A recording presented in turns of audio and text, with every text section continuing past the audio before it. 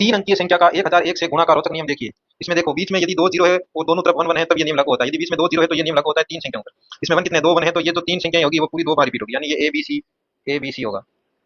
अब यदि 123 को मैं 1001 से गुणा करवाता हूँ तो ये दो बार रिपीट यानी 123 होगा। 784 को मैं यदि 1001 से गुणा करवाता हूँ तो 784 और 784। अब कहीं पर भी आपको तीन अंक दो बार रिपीट होते दिखे, इसका सीधा मतलब है ये संख्या 298 गुणा 1001 से गुणा हुई है। 734 हुई से दो बार रिपीट हुआ है तो 734 गुणा 1001 है।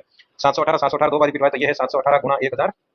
अब इसी संख्या को देखिए, यदि बीच में दो जीरो करके मैं तीन बार इसको लिखता हूँ 100 से गुणा, तो बीच में दो जीरो ये बताते हैं नियम तीन अंकों की संख्या पर लागू होगा। ये तीन एक ये बताते हैं कि वो संख्या तीन बार रिपीट होगी, यानी इसका उत्तर होगा ए बी सी और ए बी सी। जैसे 912 को 100 से गुणा करवाने पर ये तीन बार रिपीट हो जाएगा, 912 और 912। इसी प्रकार से 314 तीन बार रिपीट है तो ये संख्या गुणा हो रही है 314 गुणा 100 से है। इसी प्रकार आगे देखिए, यदि इसी नियम को मैं दो अंकों की संख्या पर लगाना चाहता हूं तो फिर मुझे यहाँ इसको तीन बनाना होगा, यहाँ यानी मैं जीरो लिख दूं तो फिर संख्या दो बार रिपीट होगी, यानी 096।